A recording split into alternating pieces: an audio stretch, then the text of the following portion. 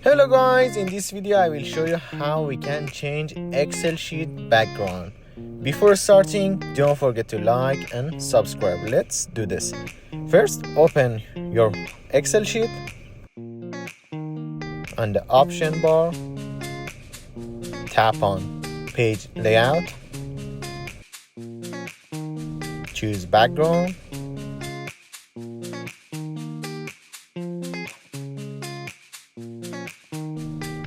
Select the photo you want to add it. For example, this one, and then finish.